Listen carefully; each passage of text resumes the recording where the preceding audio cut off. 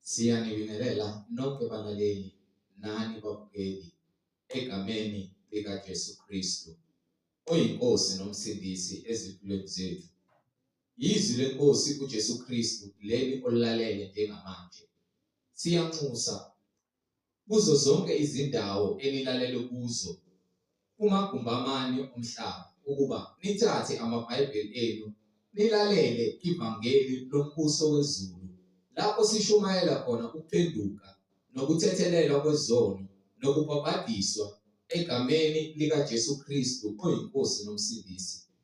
Kubo bonke abantu abalalele njengamanje abafisa ukubhabhadiswa egameni likaJesu Kristu, nalabo abanemibuzo mayelana neBhayibheli, nalabo abanobufakazi, uJesu Kristu yena yedwa oyinkosi nomsindisi esekunikezile ubufakazi ukuba ukuthule kuzo zonke izindlebe ezilalele ezimisele ukuza ekungcweleni naseqinisweni ngobufakazi bakho ukuba nixhumane nathi kule mniningwane esizoyishiya njengamanje. Ngizoqala nge-email address ethi izwilenkosi.ujesukristu@gmail.com, izwilenkosi.ujesukristu@gmail.com, noma i-cellphone number noma i-WhatsApp number la ningakwazi ukuxhumana nathi khona ethi 066 566 9245, 066 566 9245. Izijumayelo nezimfundiso ziyatholakala zonke ku-YouTube, lapho ungahlala khona phansi uphethe iBhayibheli lakho ulalelisise, uhlolisise imibhalo engcwele. Ku-YouTube uzosearcha uthi izwi lenkosi uJesu Kristu, izwi lenkosi uJesu Kristu. Ungakhohlwa ukusubscribe, ungakhohlwa futhi nokupressa i-notification button ukuze ngaso sonke isikhathi uzoyithola izifundiso eziphilileyo ezisiholela ekugcweleni naseqinisweni. Ungakhohlwa nokusharisha ilink nabo bonke abantu obaziyo, ikakhulukazi labo ohlanganyela nabo ngaso sonke isikhathi, lapho nihlanganyela khona nithi namdumisa uNkulunkulu ngomoya nangeqiniso, ukuze wonke umuntu ahlolisise imfundiso asuke ishunyayezwa ngokwemibhalo engcwele, izwi lenkosi uJesu Kristu. So ku-YouTube sharisha ilink nabo bonke abantu obaziyo, izwi lenkosi uJesu Kristu, izwi lenkosi uJesu Kristu. Ake sigobise amakhanda sibonge babothu esezulwini ngalesikhathi samanje sokusipha umusa ukuba sikwazi ukuvuka namanje ekuseni. Baba wethu osezulwini, mangcoliswe igama lakho, umbuso wakho mawufike, intando yakho mayenziwe emhlabeni njengasezulwini. Usiphe namhlanje isinkwa sethu semihla ngemihla, usithethelele amacala ethu njengokuba nathi sibathethelela bonke abasonayo. Ungasingenise ekulingweni, kepha usindise kokubi, ngokuba umbuso ungowakho namandla nenkazimulo kuze kube phakade. Amen. Balaleli nani bazalwane, yamukelani umfundisi uMhlengizondi ozobe sihola ngokwemfihlakalo yemibhalo, umoya ogcwele esihola ngezwi lakhe elingcwele. Amen. Siyabingelela bazalwane egameni lenkosi uJesu Kristu unenimandla onke. Siloke sithule wona ubufakazi ngayo imibhalo ukuthi yinye inkosi, yinye inkolo egameni lenkosi uJesu. Siyambonga uNkulunkulu osivusile namhlanje ekuseni ngomusa wakhe, lapho khona esinikile indlela yokuthi sikwazi ukumdumisa. Kungekona ukuhlakanipha kwethu, kepha kumusa wakhe nokuvuka. Sithatha lethuba leli sinikela konke kuyena ukuba asithwalele umthwalo wezono zethu, asahlulele ngendlela elungileyo ukuze kupheleliswe amandla akhe kithi.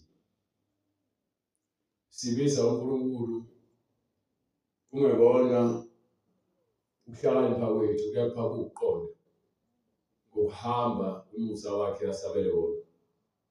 Sikholwa nje imibhalo njengokusho kwemibhalo, le mbhalo esiphenduke ubutha, yaphenduka uphoyizeni kulabo abayaphila uma benza izwi abagulayo, kepha lingamandla kulabo abagulayo abathi mebelizwa bathola ithemba. USathane umelana njalo nomsebenzi kaNkulunkulu. USathane njalo ulwa namakholwa. USathane akalwi nabazenzisi, ulwa namakholwa. Abazenzisi kuthiwa umvuzo wabo sebewutholile. Kepha amakholwa ufuna ukuthiya wona ukuze engeze uhlala esisekelweni seqiniso. Leli ivangeli leli akulona ivangeli ongathi ungalithenga ngemali noma ngegazi. Leli ivangeli angeke uze udayise ngomzimba wakho ukuze uthole lona. Leli ivangeli leli ngeke uze ulifundele esikoleni sabafundisi ukuze uphile lento efunwa yivangeli. Ivangeli limile lifuna labo abazokhombisa izithamo zabo zingene ngaphansi kwevangeli. Alifuni abantu abazitshela ukuthi bayazi leli ivangeli. Bonke abazitshela ukuthi bayazi leli ivangeli liyabaphalaza. Leli ivangeli leli bonke abantu abathi bayamazi uNkulunkulu kepha bengafakazelwa inkambo yabo liyabaphika ivangeli. Awuphikwa yimina. Mina ngikhuluma into ebhalwe phansi eBhayibhelini. Uma ukuthi uphakathi kwenkolo noma uphakathi kwebandla elingahambi ngezwi njengoba kubhalwe phansi, kepha-ke ekuhambeni kwabo baphathe iBhayibheli usenkingeni. Ngoba kufika umlilo ozoshisa yonke into engabizwa ngoJesu. Yonke into ezibizwa ngoJesu kepha ingafakazeli uJesu lizoshisa leli ivangeli. Izembe libekiwe phansi eziBhayibhelini. Lishaya yonke imithi engatheli izithelo. Shaya phansi. Thatha ufake umlilweni. Akulona ivangeli lobufebe leli. Akulona ivangeli lobuqola leli. Akulona ivangeli lophanga leli.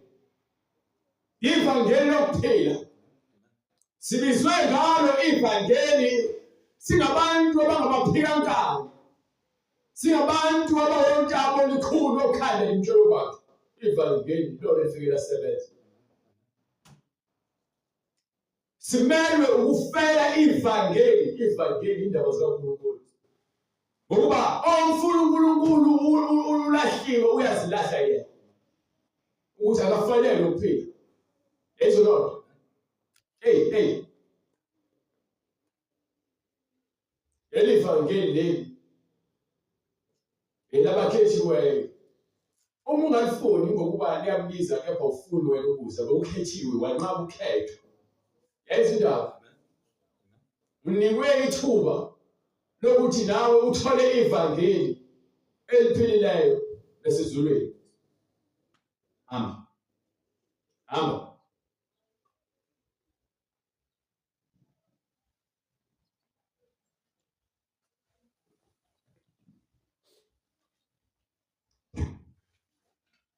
So uSathane uyabhilida. Uthi uSathane leli ivangeli kumele lingashunyayelwa. Ukuze-ke abantu bengeke basindiswe kumele zothola uvuco oluningi labazalwane ahambe nalo esikhokweni. Uthi-ke umbhalo Sathane ubuyele emva kwami ukhuluma izinto zenyama.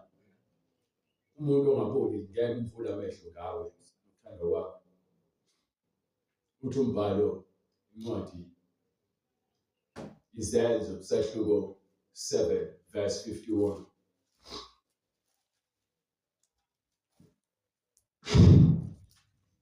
Usheshe. nina bontamozi lukhuni Amozi lukhuni. abangasokile enhlizweni Abantu abangezwa. Mongasokanga enhlizweni, inhliziyo yakho ayikhishwanga ijwabu lokuthi ke izwe. Inhliziyo yakho ayisokiwe, igcwele izigonogolo zisolo zokuvaleka kwamadlebe evalwa uSathane ngokuthi akwenze ube nenkani. Hlezi abantu bayakholwa. Bese kuziwa incwadi le. Hayi. Ngoba le ncwadi sifanele ukuyihlola. Bese kuziwa incwadi le abantu bayaqala bayiphinde basho lokhu nalokhu. Akukho insindiso ngaphandle kwale ncwadi. Uma le ncwadi uzoyiphatha budedengu noma uyiphathe uyisebenzise budedengu ithi lapha kwincwadi sahluko 6 incwadi yamaHebheru sahluko 6 verse 4 ngokuba akunakwenzeka ukuba labo asebeke bakhanyiswa banambitha isiphiwo sasezulwini benziwa abahlanganyeli umoya ongcwele banambitha izwi elihle likaNkulunkulu namandla ezwe elizayo babuye bahlubuka akunakwenzeka ukuba babuye bavuswe akulula baphenduke ukuthi abantu baphinde bakhululwe emagetangeni omnyama. Uma soke walizwa izwi ezweni wakho izwi wase wena wahlubuka. Lithi iBhayibheli kunzima akulula ukuthi baphinde bavuswe ezindaba. Baphenduke akusekho lula. Lokhu sebezibethelela indodana kaNkulunkulu bayithela ngehlazo obala.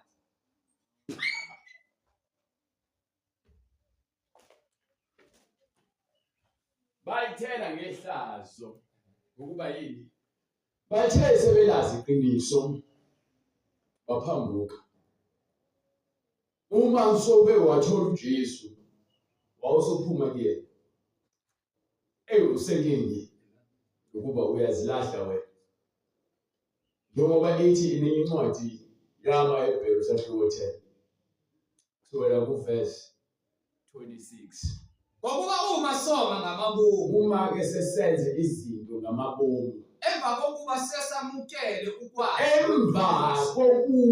emva kokuba lithi ngale uma soke wa-taste wanambitha lesinkwa lesasezulwini waphinde wena wahamba washiya wayoqhubeka nemisebenzi yakho. Akusekho umnikelo ngezono. Akusekho ngoba sowenza into engalungile ngamabomu. Uyenza ngamabomu into engalungile. Lento leyo kholwa akuyona yena ngoba mningi umoya. Sinabaprofeti abayizangoma, sinabaprofeti abayizayoni, sinabaprofeti abangamaRoma, sinabaprofeti abangamaKristu. Abaningi babo abaprofeti bamanga. Ukuba baletha izwi elingaveli kuJesu. Bazikhulumela ukhlakanipha kwabo. Sinabafundisi, sinabapostoli bamanga. Sinezinto nje ezikhona eziletha isixakaxaka ezwini likaNkulunkulu. Kuthiwa asili nenyama negazi. Sina nale moya le abanifitayo neyamanga. Ukuba yenza ukuthi ungabisakholwa izwi likaNkulunkulu. Izwi likaNkulunkulu lingabelisaba namandla kuwena. Ukuba yini? Yabo njengoba kukhona izinkolo eziningi njengamanje. Kuyisiprofeto lezi ekumele sigcwaliseke. Umusa, uma uthola insindiso uthola umusa. Awutholanga mina, uthole izwi. Isiya uyaluyalo. Ngisho mina akuyi ngokugcwala kwebandla ukufakazela ukuthi uJesu lapha. Abantu abazokwenza intando kaJesu bayingcosana. So uma beyingcosana abantu abazokwenza intando kaJesu okusobala ukuthi bambalwa abasindiswayo. Abaningi baya emasontweni kepha baya phakathi esifubeni. Abaningi bayashumayela kepha baya phakathi esifubeni. Abaningi bahlakaniphile emehlweni abo sebezikhethela isihogo. Kubuhlungu ukuzitshela ukuthi uyakholwa kepha uzoyisokwe. Ngenxa yokuyaluya. Asikho lizwilinye sikamakholwa ngokuba lo bani uyazidefunela. Ufuna ukwakha ibandla lakhe. Usho lokhuya asho nalokhuya. Uma wena soke wathola iqiniso. Likutshela iBhayibheli ukuthi lapha kwincwadi yaseKorinte yokuqala sehluko 6 kusukela kuverse 9 iyakutshela nje incwadi ukuthi abanjani abangeke baze uNkulunkulu. Yabanganazi yini ukuthi abangalungile Ezololo leyo. So uma ukuthi wena uke wathola ukulunga waphinde wabuyela engalungini usubana nabangalungile lapha kuwena ngoba usoke wanambitha lesiphiwo sasezulwini. Phela lezwi lesikhulumayo lasezulwini lezwi leli sifuna ukuliphila, sifuna ukuphila indlela yasezulwini. Asifuni thina ngoba sigcwele izifundiso zobaba bethu. Asifuni lemfundiso ngoba sigcwele izimfundiso zokhokho bethu. Kepha yona eyasezulwini ayiguquki ngoba uthi wena awuyifuni. Ayiguquki ngoba uthi wena unakho konke okudingayo. Ungaba nakho konke okuphathekayo emhlabeni. Kepha-ke ngale ezulwini awunalutho oluphathekayo ngokuba unqabe isinkwa sasezulwini. Lezwi leli elalabo ababiziwe basabela. Awusabeliswa ngenkani, awuncengelwa ukukholwa. Asinxunxi sinxenxe abantu ukuba bakholwe. Sishumayela ivangeli bebizwa uNkulunkulu njengoba ethi abangalungile. Siyababona sebeke banambitha. Lithi-ke bona sekubi kakhulu baba ukuba sebeyona sebeyazi umthetho kuthiwa wayezaphula umthetho. Umthetho walabo abaphula umthetho. Kunomthetho kaNkulunkulu omi ngokubo kaNkulunkulu. Uma ethi-ke niyazi ukuthi abangalungile ngeke baze balidle ifa lombuso kaNkulunkulu. Ngeke ningathukiswa ningalahlekiswa nasifebe. Umoya wobufebe awuvumi ukuthi uphile noNkulunkulu. Ngokuba umoya ofebe uphambene nomthetho nomyalelo kaNkulunkulu. Umoya wani wobufebe. Nabakhonza isithombe. Abantu abakhonza izithombe abaguqela izithombe ngeke balidle ifa lombuso kaNkulunkulu, hayi kamhlengi. Anginawo umbuso. Ngiphila nje impilo njebele nami ukuthi ngiphile impilo ngezwi. Angiphili ngoba nakho ngithi-ke ngingcono nomunye umuntu. No. Nasiphingi. Abantu abaphingayo uma uphinga uphingela umkakho noma uphingela umkhwenyana wakho ngeke uphile lempilo. Ngoba yini? Lento lebhalwe la ekaNkulunkulu akuyona yami. Nasishobongo. Uma uthi wena uyayidelela noma mhlawumbe uyakholoza, ukholozeli umhlengi. Umhlengi akanandaba nawe.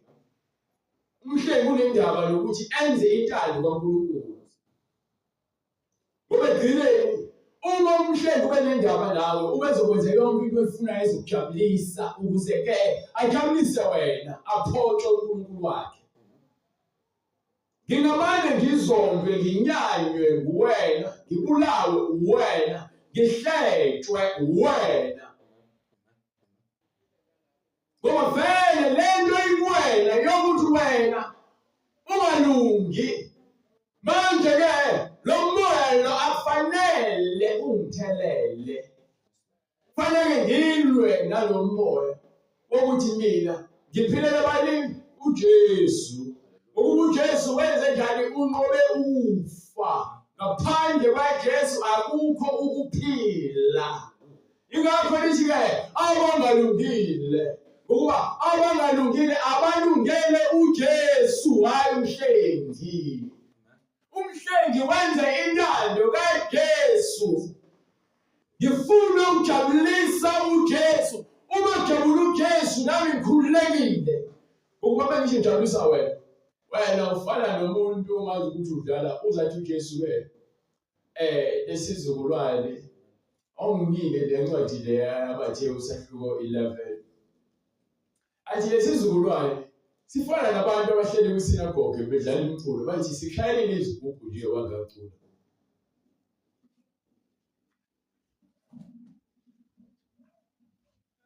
Incwadi ngokuka Mathewu verse 11 chapter 11 verse 8.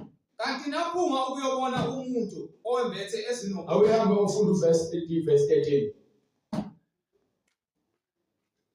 Ngokuba abaprofeti bonke nomthetho. Abaprofeti bonke nomthetho. Bafakaza kwaze bafakaza bekhuluma ngoJesu. Kwaze kwafika uJohane uMbhapatisi. Uma nivuma ukwamukela. Uma ke nivuma ukwamukela ukuthi abaprofeti befakaza. Ufakaza bani ngoJohane? ngoJohane. Bafana uJohane. eBhayibhelini mzalwane ba.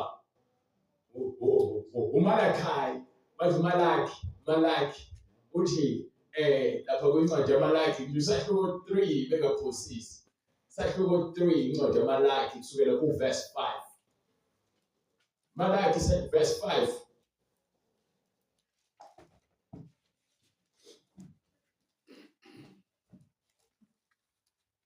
Ngizozifunela manje izincwadi ngoba right. Wenza kancane.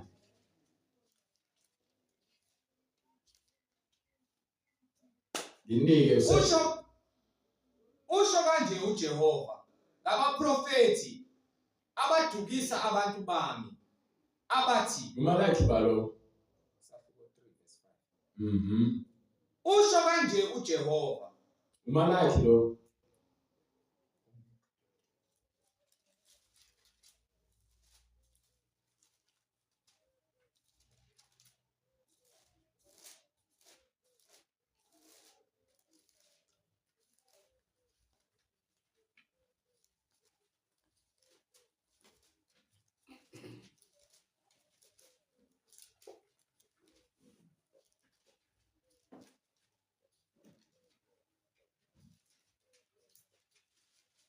Malaki sahluko 3. Ngiyakusondela kini ukwahlulela ngibe ngufakazi osheshayo ngabalumbi nangeziphingi nangabafunga amanga nangabacindezela abaqashwa ngenkokhelo yabo nabafelokazi Lima.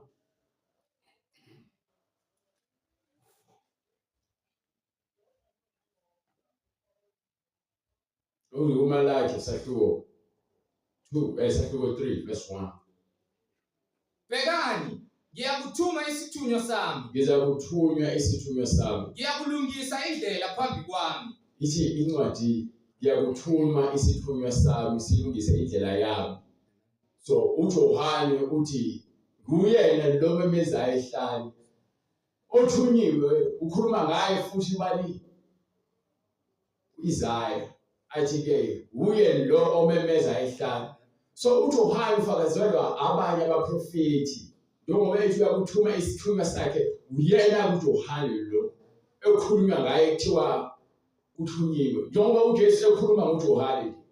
Uthi ke kwincwadi yaMathewu 11:13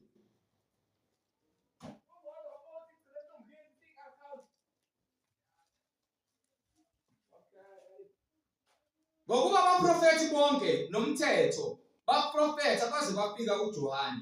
Uma nivuma ukwamukela lo ungu-Eliya obeza kufika. So uJohane uhamba ngomoya kaEliya. Njengoba ke incwadi kaLuka befika ingilosi iyafakaza ngani? Ngaye ukuthi uze ngomoya kaEliya usahluko 1 yeke ufuna ukutatazela ngoba incwadi uyakuza kancane.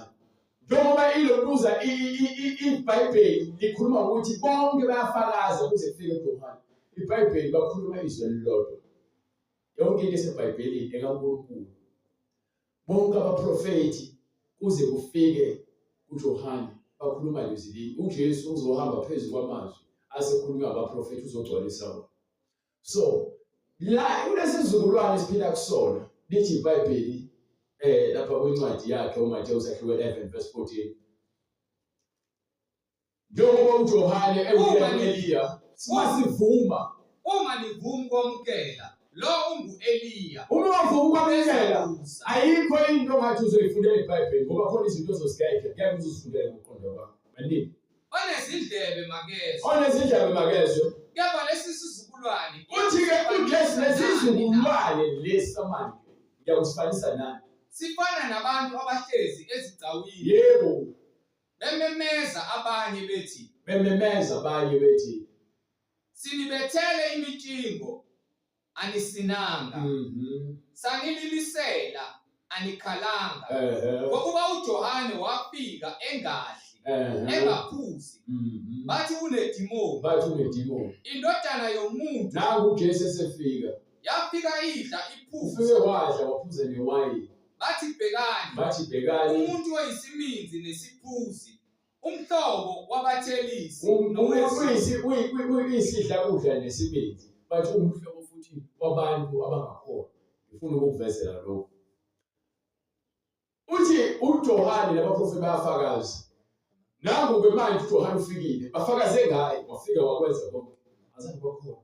Lesizukulwane sifana nani? Sifana nabantu abahleli ezitulo kweredio, avule iredio, athi dansa. Mawukuthi awenze into ayifunayo, anyanye. Bevale iredio dansa, acasuke ukuba udansa ngesikhathi esifuna uwena. So, abantu lesikhathi esiphila kusona manje. Njengoba abantu nje bafana nabantu abahleli ezidawini bathi nibethele imitshingo. Kepha ngensimbi. Abantu bafuna ukukulufa. Wenze lento abayifunayo. Uma ungayenzi leyo nto ayifunayo umuntu uyakunyanya.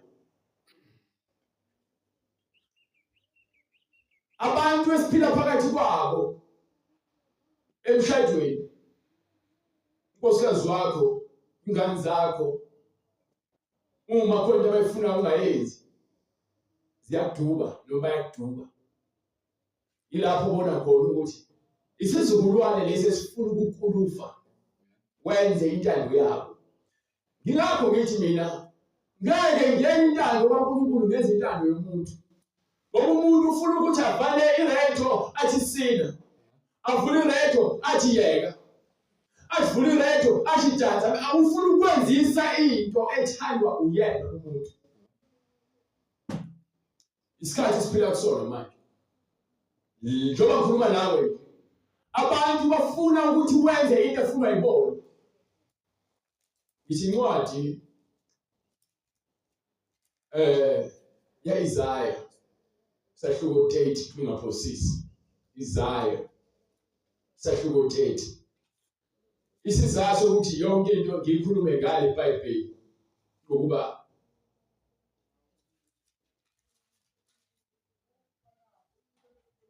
abantwana abahlubukileyo. Abantwana abahlubukileyo. Usho uJehova. Usho bani? Usho uJehova. Abenza iziluleko kungengezami. Benza iziluleko bahamba ngendlela kaPhathiyoli kaNkulunkulu. Nabenza isivumelwano. Kungengosomoya wami kodwa. Benza isivumelwano kepha kona lokho kufuna uNkulunkulu. Ukuze bengeze isono. Ukuze kugcwaliseke isono phezu kwesono. Abahamba ukuba behlele eGibhithe. Bengecelanga emlonyeni wami. Right. Abantu labo bangafuni ukuzwa, bafuna ukuzenzela umathanda. Angikwazi mina ukwenzisa umuntu into efunwa yimina, ekubeni mina ngithi ngifuna ukwenza intando kaNkulunkulu. Mina ngifuna ukwenza into efunwa uNkulunkulu, hayi efunwa umuntu. umuntu ungayenza into efunwa uyena uma ingezuphambana nentando kaNkulunkulu. Anginankinga. Kepha uma ufuna ukungenzisa into ezongenza ukuthi ngidansele isigingci sakho ngokuba wena ufuna ukungilawula ngendlela yokukhohlakala, ngeke. Ingakho-ke ngithi mina kunesiphithiphithi samabandla amaningi. Anginandaba mina namabandla amaningi. Nginendaba nezwi likaNkulunkulu ukuba ilona elingikhiphile esonweni. Anginandaba ukuthi nibangaki ebandleni lethu. Anginandaba noma uyangiduba noma ubona ukuthi bakhona wenzayo izohlabekisa. Sengiyamazi uJesu. Kubuhlungu vele ukuhlabekisa, kepha angikwazi ukuhlala entweni eziwuwena elawulwa uSathane ukuze nami ngizofana nawe. Into eyenza ukuthi sifane thina abantu esifana nayo umoya nenzondo namanga.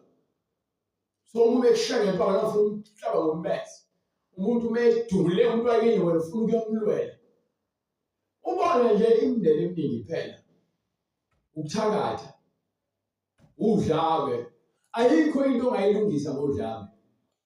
Impi waphela abantu, izinkumbi zabantu, abanye abantu baphelela ehlane babona badliwa izilwane ngenxa yezinto. Udlame ngeke ilungise umndeni, inzondo ngeke ilungise umphakathi, amanga ngeke azeqoqa abantu abenze babe munye. Bese ungitshela ukuthi mina ngizolandela iqembu lepolitiki, ngilandela iqembu lebhola, ngijabuliswa ukuthi ngingaphansi kwele qembu lepolitiki, yilona elithatha ukhetho, lingenzelani? Liyanginika yini ukuphila? Ngivotela umuntu ozotshela ukuthi abantwana sebengaphuza utshwala, abantwana bangakhipha izisu, abantwana sebengalala abaningi abakhonoma. Into engafuna uNkulunkulu mina ngidensele leso sigingci ngoba nomuntu uzonginika isikipha nginika iphasela lokudla. Ngenxa yokuthi mina ngi-weak, ngithathe iphasela lokudla ngihambe ngiyomvotela ukuthi ahlale esihlalweni sokuthi abuse abantu ngenkoshiso nangokukhohlakala.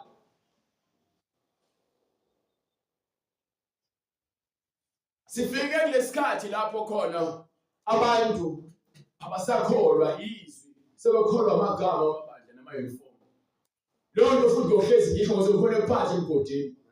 Angisalandeli ukholo, sengilandela ukuthi ibandla elingakanani. Uthi umbhalo kuyo nencwadi ya-Isaya sehluko 30 verse 10, bese betshela abantu abakhuluma ngeqiniso ukuthi hayi ungakhulumi kanje, ungashumayeli kanje, akulona lakho ibhangela ngilinika ngowena. Kuba ngalinikwa wena mhlawumbe uma ngifaka ivolume ukuthi ake phakama la, ehla la.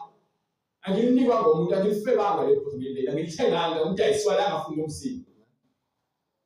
Ngathengwa ngegazi lena leliphakameyo. Akulona ivangeli lomkhohlwa leli, akulona ivangeli lokubayisigebengu noma lokusela. Leli ivangeli lensindiso leli, omthathayo umthatha uJesu athathe. Abathi kubaboni ningabe nisabona. Nitshela abantu abatshela abantu izibhabeko zabo ukuthi abayeke ukutshela abantu izibhabeko zabo. Nakubaprofethi ningasiprofetheli okuqinisileyo. Uthi uJesu kwincwadi kaJohane sehluko 3 uverse 18 noma kusukela kuverse 17, batshela abantu uthi umprofethi batshela abantu ukuthi ningasabona, ukuthi lezi zinto enizibonayo lezitshela uNkulunkulu ningasitsheli thina. Hlale ngathi aniziboni, ngakho begijima abaprofethi bamanzi. Udala umprofethi ozokunika amanzi ukuthi uchele ngawo. Lalela, amanzi akubona akho, amanzi adalwe uNkulunkulu. Ayikho into ongayenza ngamanzi. Uvaselina uyakhiwa lapha efactory. Umuntu ngisho ngawuthandazela khulume phambi kwawo wenza imehluko. Imbuzi lehlaba emhlabeni udalwe uNkulunkulu. Ayikho into engangisiza ngalezi zinto ezidaliwe emhlabeni. Mina uqobo lwami ngiyaziphilela ngokusa uNkulunkulu. Angidinge ukuncika. Ngiphila ngomkhuleko ngoba ngitsheliwe ukuthi angikhulume noNkulunkulu ngqo. Angidingi ubright ukuze ngizokhuluma noNkulunkulu. awudingi mina ukuze ukhulume noNkulunkulu. Udinga wena uzishayele ngejolo lakho phansi ukhulume naye uNkulunkulu. Ngokukholwa kwakho nangenhliziyo yakho. Okholwa yiyo kahlulelwa, ongakholwa kusahlulelwe. Lo okholwayo akahlulelwa ngoba yini?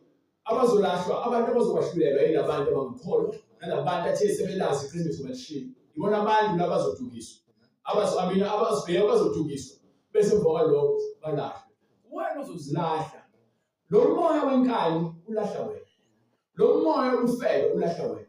Lo moya wokuphinga ulahla wena. Lo moya wamanga ulahla wena. Lo moya wenzondo ulahla wena. Uqili, uthakatha nenzondo ubufebe ulahla wena. Lo moya lo ukuthi wena hayi umzimba wami sowuyabheka. Lo moya uthi umzimba wami udaka utshwala. Uyisidakwa isithuthwana zokwenza isibotho. Ugwayi uzokwenza yini? Isigcina sentuthu ube necancer, ube nawe ukufa. Uyacabanga nje ukuthi uphila ngani umoya udonsa ngani. Hamba uyothenga umoya kumele udonse ushise. Qedwe stress. Qedwe stress kuphi? Ungaqedwa istress, into ezokumangela istress. Engisathi ukupholisa ikhanda ngifuna ukushaya obandayo.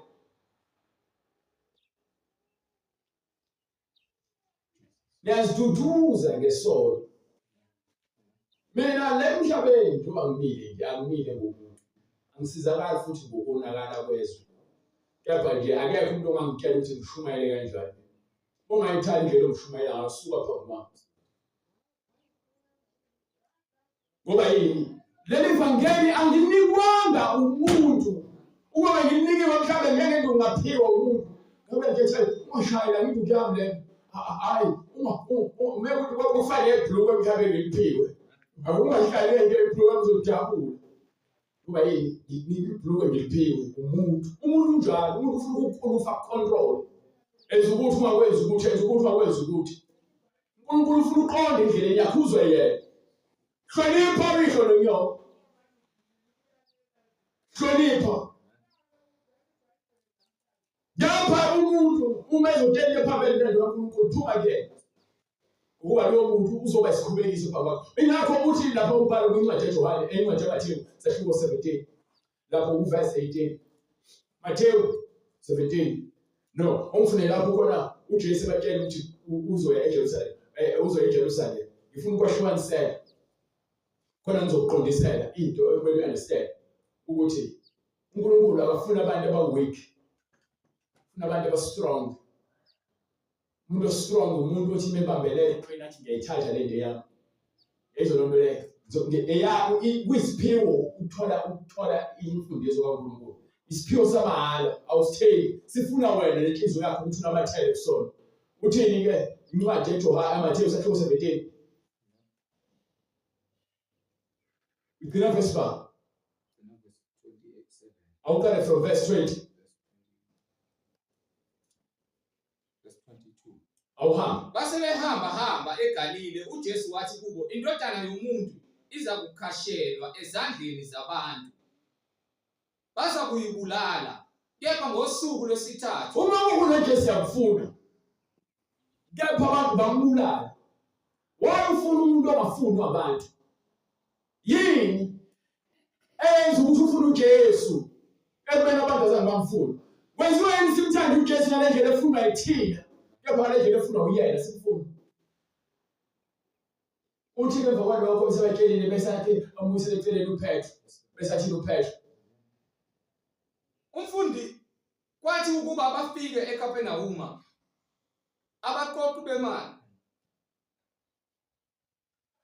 wayithatha ngasese endlini uJesu wamamukela wathi usho ukuthini Simon?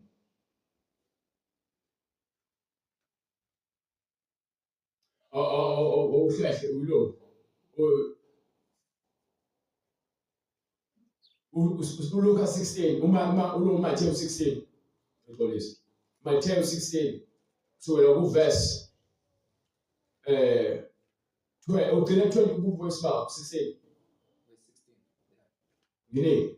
uSimon Petro waphendula wathi no, qhubeka. Ufuna le khona uJesu sebabatshela ukuthi kufanele akhashele. Verse 22. Yes. uJesu wayesemthatha waqala ukumkhuza wathi, Musa Nkosi, lokhu akusoze kwenziwa kuwe. Uthi uJesu uSimon uJesu bemtshela ukuthi mebatshela ukuthi kufanele ahambe akhashele eJerusalem. uPetru ngokwenyama uthi cha ungayi. Akufanele wena ufe. Bese athi uJesu. Yena waphendula wathi kuPetru, buyela emva kwami Sathane. Buyela emva kwami Sathane. Uyisikhubekiso kimi. Buyela emva kwami Sathane. uSathane umelana njalo necebo kaNkulunkulu. uNkulunkulu ufuna abantu beze ekwazini iqiniso. Kepha uSathane ulwa nokuthi abantu bangalazi iqiniso futhi bangafuni ukwamukela iqiniso. Le Bhayibheli leli eliphathwa yibona wonke amabandla.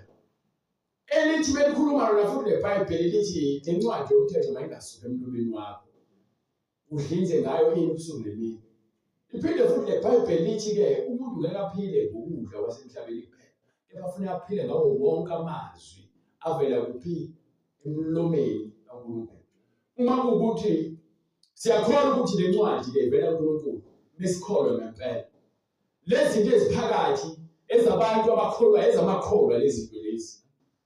Amakholwa kufanele azi imibhalo ebhalwe phansi eBhayibhelini.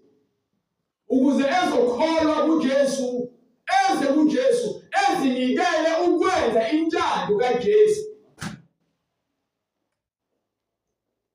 Uma uzokholwa uJesu, abantu abamfuna uJesu. Abamfuna uJesu. Ngakho bambethele emthini. Namanje uJesu ushumela uJesu ngokweqiniso abantu bayaminyanya. Abafuni iqiniso abantu. Kepha uzobatshela njengoba isincwadi kaIsaya sitshele nanesifuna ukizwa ongamsasiprofetha. Asafuna ukuzwa ukuthi inkosi ithini. Yabakhuluma kithina ukuthi ubani. Khuluma izinto okuthile ezimnandi ezokwenza ukuthi besihlezi sijabule ukuthi nathi inkosi yasithanda. Khona sifebe, khona siphinga, khona sibulala, khona siyintabane. Sifuna ukuzokhonza uJesu. Ningasivaleli iminyango. Waza khona isitabane, waza khona isifebe. Sizokutshela ukuthi ithini iBhayibheli. Siyazi abangalungile. Ngeke balungile balungise kaNkulunkulu. Abangalungile. Abangalungile mina. Ifa lobuso kaNkulunkulu akaze kube wami umbuso kaNkulunkulu. Ngisendleleni nami ngifuna umbuso kaNkulunkulu. Angikwazi ukuphika iBhayibheli ukuze ngijabulise wena. Angikwazi ukuqambela abantu iBhayibheli ukuze ngijabulise wena. Yezindaba. Ithini? Uma ungafuni iBhayibheli awufuni mina. Uma ungafuni mina awufuni lomthumileyo. Akusizi ukuthi uNkulunkulu uyazi, uNkulunkulu uyabona ebona umfundo. uNkulunkulu ayikho into angayazi. Ukholo lwakho alukho kumfundisi. Ukholo lwakho alukho egameni lebandla. Lisezini, ngalazini izwi likaNkulunkulu noma cha. Ngokungalazi-ke, hlala phansi ufundiswe. Ngokuba uphendukele uNkulunkulu awuphendukele umuntu. Uthini uJesu? Ngokuba ukuqonda kukaNkulunkulu. Abantu abangasiqondiswa uNkulunkulu basibele umoya obavimbayo bangafikeleli eqinisweni. Ngokuba bafuna ukukhuluma izinto zabantu. UPetru ukhuluma ngenyama ukuthi uJesu ufuna ukuvikela. Ungayi lapha eJerusalem. Angifuni ufe. Uthi Petru akalesteki ukuthi uJesu kumele afe. Ukuze phela kubonakala ukuthi uJesu ngempela ukuthi uNkulunkulu avuke ethuneni. Ngikholwa ukuthi uJesu wavuka ethuneni. Ngaye futhi lamazwi lawa akhulumayo aphilisayo nami njengoba ngiphila ngawo nje. Ngizovuka ethuneni ungasebuya. Ngiyavuswa uyena ngokuba ngenze lokho okufunwa uyena, ngenzanga okufunwa yimina. Ofunwa yimina phambene noJesu. Ungitshela ukuthi hayi wena ufuna usale eCape Town. Ufuna ukubona ufa lapha. Ufuna ukubona uyabona lo muntu bekhuluma into engasile umtshela ukuthi akubhedela umshaya impama. Ufuna ngabe nawe umzonda. Ufuna ngabe nawe umnyanya umkhulume kabi. Inyama yami ifuna lokho. uNkulunkulu akayifunda lokho. So uma ngifuna uNkulunkulu kufanele ngiqale ngivume ukuthi mina inyama yami ayilunganga. Uzolungisa inyama.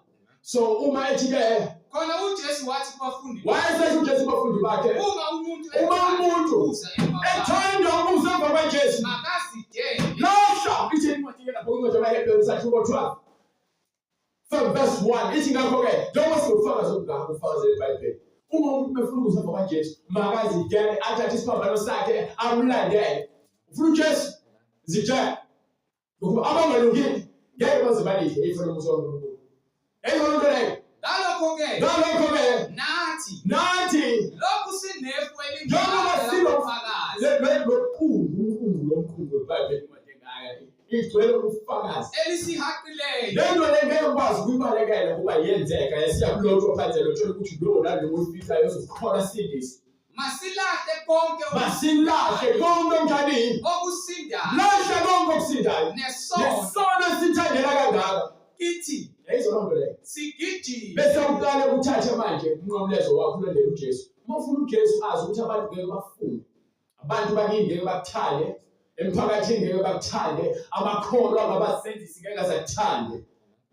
Ngoba yini sokuthatha uJesu. uJesu wabulawa walengiswa emthini abantu ababephila naye. Bebona sisebenza imisebenzi emihle. Azange kufike kubona ukuthi wenze kahle uvela kuNkulunkulu.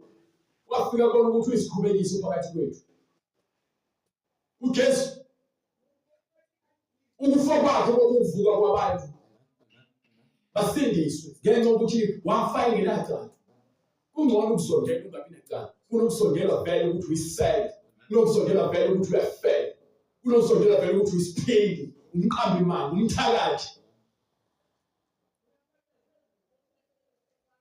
Yayizolondoleka. sigijime ngokubekezela kulokhu kuncintiswane esikumisweleyo Umncintiswano esimiseleyo akubona ukuthi ukhompyutha nawe noma sikumncintiswano nawe. Na umncintiswano kufuneka ushiye isono. Isono siyeke kuvubaleke gijimile ekhaya kuJesu. Mesindile ngoba sibhekile kuJesu sibheke ebani kuJesu balekela isono. Umncintiswano ukhomba kuJesu. Balekela isono. umqali nomphelelisi wokukholwa kwethu Alela ungamfuni uJesu ekuyifunda ibhayibheli eBhayibhelini. Ezolondoleka. Ungamfuni umuntu uthanda uJesu uzamukela into ebhayibheli phansi eBhayibheli uphinde uncwadi yakho eseKorinte yokuqala sahluko 6 kuzoba verse 9. Lithi ningadukiswa. kepha anazini ukuthi Anazi yini ukuthi abangalungile abanjani? abangalungile Lithi iBhayibheli lonke into esithi ifundisa bese sinamabala. Ayibe leBhayibheli. Ngoba uma sesingasakhulumi ngale nto eBhayibheli angisafuni ukuba phakathi kwalolu badlalelo.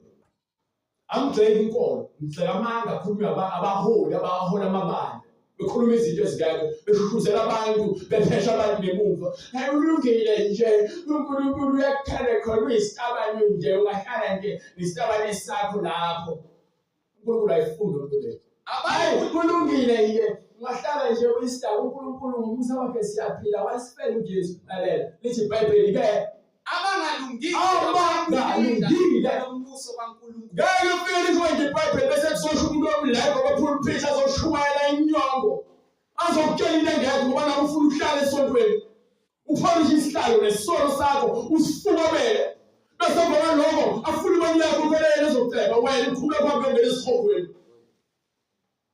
Ningadukiswa. nazifele Izifebe zingene ebusweni kaNkulunkulu. nabakhonza Abantu abakhonza izithombe bangene ebusweni kaNkulunkulu. iziphingi Abantu abashadile bashiya imishado yabo bahamba bahlala nabanye abakhosikazi. Abantu abashiya amadoda abo bahamba bayogana. Ngeke bangene ebusweni kaNkulunkulu. nasihlobongi Iy'tabane amadoda adlwengula izingane ngeke zangene ebusweni kaNkulunkulu. nabesilisa abalalanayo Eyizolondoleka. namasela Amasela nabahahayo nabantu abahalayo. nasitaba Idakwa.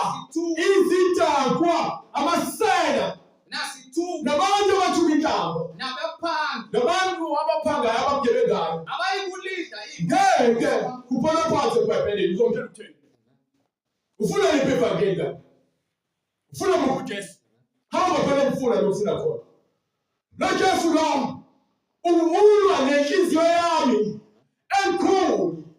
Ozongitshela ukuthi funda ukuthanda. Funda ukuthethelela. Funda ukubekezela.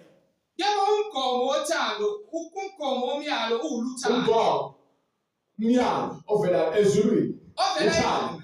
Angikhathalele. Angibafunda amagama amanje ngoba awasebenzi lutho. Angina njalo nama uniform ngoba awasebenzi lutho. Asingeke ngabe ezulwini. Nayi into efana ezulwini. iBhayibheli uma uzofunda iBhayibheli hamba ushona. Nobaba wakhe isihoko lapho ungena nabo wasihoko. oluvela enhlizweni emhlophe nakunembeza omunye iBhayibheli alinengisono. Eyona le iBhayibheli alinengisono. Ngakho uJesu lapho kwincwadi yamakho. Sahluko 9 verse 44. Verse 44 sahluko 9. Noma start from verse 43. Mark chapter 9, verse 43. Uma isandla sakho sikukhubekisa sikume. Uma isandla sakho sikwenza ukuthi utshontshe, yeka lokho leyo. Kungcono ungene ekuphileni. Kungcono ungene uze kuNkulunkulu umsulu. Uyingina kunokuba uye esihogweni. Uzohlala uyotshela mina ukwazi ukufika la kwisidakwa uphinde uzoqhubeka uzoba isidakwa ngaphakathi ebandleni. Yeka kuba isidakwa bese uzophila noJesu ngoba kungcono uza kuJesu uzoba msulu kunokufika ube isidakwa bese uphinde futhi ube yikhona bese emva kwalokho athini uye esihogweni. Uzoya kuphi? Esihogweni. Uzoya kuphi? Esihogweni. Uzoya esihogweni. Emlilweni. Umlilo ongacishe kuyo nemhlabeni sagoloza. Sibone sisaphile sinempala. Iso isihogo ile sono leso usenzile bese senzeka kuwena sibe buhlungu. Uqala la ukufa kokuqala. Ungahloni. Ungabi nawo esimilo. Ungathandi. Ukuthakatha.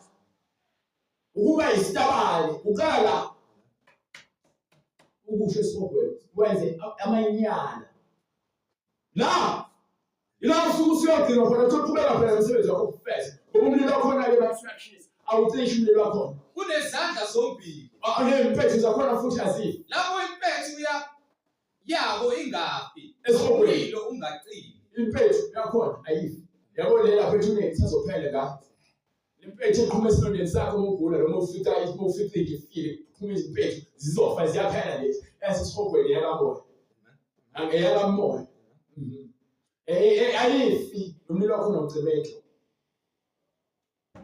uma unyawo lwakho lokukhubekisa uma angisafuna ukuthi ukubeke kule ncwadi le ngifuna unginike lapha kule ncwadi yeZakhariya 7 verse 7 chapter 7 verse 51 ukhuluma nabantu abakholwa bathathe uJesu bamlekisa emthini olibhayibheli lomuntu bambulala umuntu okhuluma ngoJesu yini ngoba lokhuluma ngoJesu njengoba uJesu efuna leBhayibheli ngazonke la ufuna uthi ngisho amandla yakho bayoba izitha zakho uyophendula ingane yakho ibe isitha sakho umntwana ibe isitha sakho umkhwenya wakho ngisho amandla yakho bayoba isitha sakho wayo awusahambi le ndlela leyo uhamba Bhayibheli lithi nje umuntu wesifazane angahlongi ngaphandle akahlongi ngaphandle besifazane angagqoki ibhluku akafanele agqoke ibhluku umuntu ofazi agqoke ibhluku uya utshela ukuthi uNkulunkulu komela yena ngumfana uyamphikisa uNkulunkulu unenkani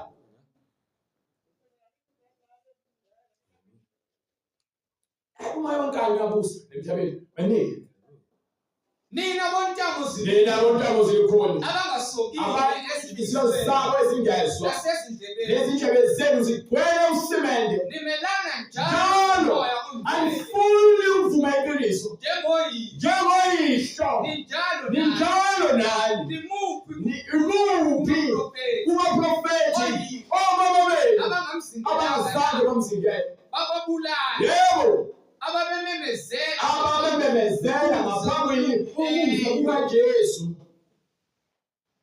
eselingabakhapheli nababulali bakhe. So abantu vele bakhaphela ukuthi batshela ukuthi uyekani ufele uNkulunkulu afuna ufele iyakubulala ungashadile ukhiphela isisu uNkulunkulu uzalana nani why wena ukhipha isisu ngoba uNkulunkulu uthi zalana futhi uNkulunkulu uthi ngene emshadweni uNkulunkulu usheke ukubuya isela usuqamba amanga usukuba ukhohlisi uNkulunkulu uthi ufuna abantu abazokhuluma iqiniso umuntu lo nalo makhelwane akho uthi uma khona ukukhuluma nawe uyaphilisa why makhelwane akho njalo bezokhuluma nawe afi inhliziyo ukulunga adona into vele ifika itshalo nje bese vale vele ikhule into efuna ukuthi isitshalo esiyanisela ikhule ikhiphe izithelo ezifanele siyazi kambe ukuthi umthetho muhle uma na umuntu eyawusebenzisa ngokomthetho yes ekwazi lokhu ukuthi umthetho awumisele olungileyo umthetho awumisele umuntu ohamba ngawo olungileyo umiselo abangenamthetho umiselo abantu abangenawo umthetho amahlongandlebe nalabo abangamesaba uNkulunkulu nalabo abonayo abahlazisayo nalabo benza izinto ezidumazayo nababulali abazali babo yebo izifebe umthetho umelene nezifebe nababulali nabesilisa abalala nayo nabantu abathumba abantu nabantu abaqamba abantu nabantu abafungela befungela abantu noma oqinileyo Umthetho okwevangeli. ulapho wena ungawuthatha ufuna ukuphetha ungafuna ukutshela abantu izinto. Bayibheli nje eqondile. Ifuna abantu futhi abanesibindi sokukhuluma iqiniso. Ngoba iBhayibheli akuyona into engakhulunywa ngubani. Baningi vele abathanda ukuphatha iBhayibheli ngoba befuna ukubukeka kahle phambi kwabantu. Befuna ukuthi bathole udumo kubantu. Kodwa iBhayibheli aliphathwa umuntu olumgogodla uphukileyo. Funa uhlale ku-wheelchair. uNkulunkulu akulapho usukume ngezwi lakhe. Ukuze iy'nhlalo zakho zibonwe iqiniso. Khuluma indaba abasenzisi wena. Ivangeli yasitha abantu abangakholwayo ngenxa yabantu abakholwa. Benza imihlangano nezinye ehlabanazayo phambi kaNkulunkulu. Ivangeli ingcolile phambi kwabantu abangakholwayo ngenxa yabakholwa ngabasenzisi. Ungitshele ukuthi wena uNkulunkulu uyabazi, uNkulunkulu umazi ngendlela yakho. Indlela yakho ikwela esihogweni. Akekho umuntu ozoza kuNkulunkulu ngaphandle kukaJesu. Uyathanda uthanda. Uthini incwadi yaseSakhiwo 2 verse 38? Sona verse 36. Bayibheli thina singabayisenzisi. Sifuna ukuthi amazi uNkulunkulu ngemlomo yethu kepha inhliziyo zethu zikude naye. Senza amanyala. Senza ingithakalo lenkohlakalo phambi kwabantu bese sithi abantu abezebazothatha uJesu. Muphi uJesu? Wena uyisibane esiqinile uhleze ebumnyameni. Uthi abantu abezeJesu kepha wena uphilela uJesu. Sathane lo. Sathane lo. Isono asingengi isono. Isono isono. Njengoba ispade. Ifosholo. Impingi. Angikwazi ukuthatha ispade ngisibize ngesipuni. Isono. Ungafuna ukuyeka isono lithi iBhayibheli esihogweni. Umlilo wakhona ucishe. Impethu zakhona zifi. Ngisayikiswa ubuso bomuntu. Angisayikiswa ukuthi umuntu ubani unesibhamu unezithupha ezingakazibulala. Ngihlala umlomo abantu abangani. Uma engaphethe umuntu aphansi esihogweni. Ngubani izono zenu? Ngakho indlu yonke yakwa-Israyeli mayazi impela ukuthi uNkulunkulu umenzile inkosi. uNkulunkulu owenze inkosi noKristu uJesu lo. uJesu wenziwe uNkulunkulu ukuthi abe inkosi abe uKristu. uJesu lo emabethelayo esiphambanweni. Yebo. Sebekuzwa bahlabeka enhlizweni. Basebetheni. Bathi kuPetru nakwabanye abapostoli. Madoda bazalwane. Siyakwenze njani na? Yes. uPetru wayesethi, Bengibane yiloyo naloyo abaphathiswe egameni likaJesu. ukho ukuthethelela kwezono zethu. Khona niyakwamukela Esiphiwo sikamoya oyingcwele. uma lesithembiso kweselu Nesabantwana esabo bonke abakuthi. bonke inkosi uNkulunkulu Wayesefakaza nangamanye amazwi amaningi bayalo batheni. sisindiseni Sisindiseni kulesi sizukulwane esiphambeleyo. Sithi-ke sihlalelile umculo odansikani. Hayi sitshele lokhu masitshele lokhu. sisindiseni kulesi sizukulwane esiphambene. Baleka. Usanethuba baleka ngempela. Unethuba lokubaleka. Unomusa. Abantu abaningi bathola umusa khona ekhaya esikole bathola umusa uNkulunkulu ukuthi bangachopheki. Ngisho nanomphakathi esibona nabantu esishumayela bona ku-YouTube bathola umusa. Abantu esinabo ko-WhatsApp bathola umusa. Ungawuthathe kancane umusa. Ukwazi iqiniso laNkulunkulu ngoba iy'ndalo sekuyinto evela kancane. Sekuyinto evela kancane. Abantu abaningi ivangeli bayaliphika. Bayaloke belifake irama, belifake i-peanut butter, befuna ukulu. Isipho saNkulunkulu isipho ngesifele ezulwini. Asifune i-peanut butter, sifune irama, sifune nojamu wakho, notholo, nochila, sifune lutho. Sifune usidlo, ngoba isipho sokuhlupheka. Isipho sokuhlupheka. Akuzona isipho sokujabula uzokuthi uma usike yazamnandi lenki yami, isipho sami sifakwe kahle. No. Sebenzi kanjani? Izwi kaNkulunkulu isipho sokuhlupheka. Babusisiwe amampofu emoyeni. Ikhipha lemphakamu nayo. Yabona lemphakamu nayo uNkulunkulu akayifuni enyanya ukuze kufake isihogweni. Babusisiwe abantu abalambile ngokomoya, abahluphekile ngokomoya. Ngokuba umbuso wezulu ungowabo. Ezalonto leyo abantu labo ngoba ngithi bathi isipho sokuhlupheka. uJesu wazohluphekela thina ukuthi sisindiswe. Sithole lokulunga yena ngenxa kaNkulunkulu. Bonke abantu abafuna ukubhabhadiswa bazosithinta ngemini imbono eyibonayo. uNkulunkulu engokhuza kuyazi indlela sifinyelele kuwe. Noma ngabe uyizwile imininingwane, email address nenumber yakusithini uNkulunkulu uza kwezindlela sifinyelele kuwe. Ubhabhadiswe ungene emanzini yonke umuntu ba uphele impilo oyabelwe uNkulunkulu hayi uhleli. Ungene embusweni kaNkulunkulu hayi embusweni kamhleli. Anginambuso. Anginazo. Dinga uNkulunkulu. Dinga uJesu. Thatha uJesu uphile. Balekela uJesu esokwe. Ayikho futhi enye indlela. Baba uNkulunkulu namanje egameni likaJesu Kristu. Siyakubonga namanje. Kanti yakho mayenziwe emhlabeni njengasezulwini. Usiphe uNkulunkulu amandla okukholwa. Sipha amandla uNkulunkulu izwi lakho lisebenze. Singakutholi ukuphumula ukuze ube uyabuya. Ngoba ushilo uNkulunkulu namandla wathi wena awufuni abantu bakubhisi noma balahle. Yakho kuwuntando yakho nomusa wakho uNkulunkulu ukuthi abantu beze ekusindisweni baze banazi iqiniso baphenduke ezonweni zabo. Wena uNkulunkulu wazi inhliziyo zethu. Sithi-ke uNkulunkulu ngisho amaphupheni silele baba usebenze umsebenzi wakho. Size sisindiswe baba size uphila kithi ngezwi lakho elamandla. Siyacela konke lokho egameni likaJesu Kristu kumele amandla onke Nkosi yokuphila. Thatha indawo yakho namanje baba size siphinde sifunane futhi ngokuzayo nabazalwane. Sishumayela ivangeli ngamandla akho uma uvumile ngesikhathi esizayo. Amen. Amen.